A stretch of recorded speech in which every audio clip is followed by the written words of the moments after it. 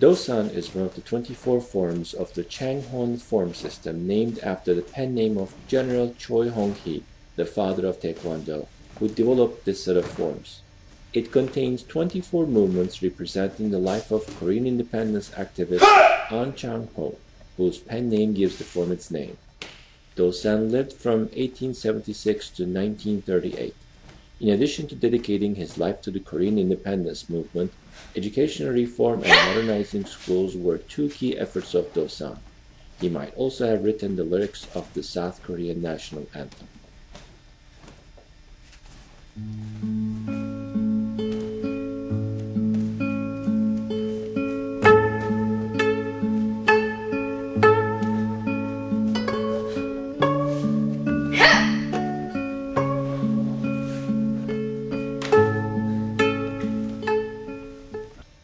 The form begins with a left outer forearm block while stepping into a front stance with the left foot. It is important to look first in the direction the move will be executed. Look left. Simultaneously, the right fist rises to the left shoulder while the left arm reaches across the lower torso towards the right. Think of the right fist as protecting the face from an imaginary opponent on the left. The arms appear to be hugging the body. As the right arm retracts backwards into a chamber position, the left arm executes a left outer forearm block as the body turns counterclockwise and the left foot steps left into a front stance. When the left arm executes the outer forearm block, the move should be powerful. It takes place simultaneously with the left foot touching down, and so is the chambering of the right fist.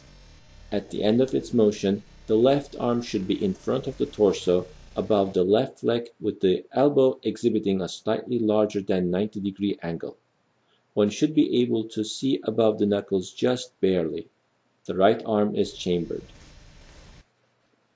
The stances are immensely important for all techniques in general and equally so in forms. The front stance has feet diagonal with respect to the torso and separated by about a shoulder width sideways and about twice that much front to back. Toes of both feet face forward, even though the toes of the rear foot could be facing a little outwards.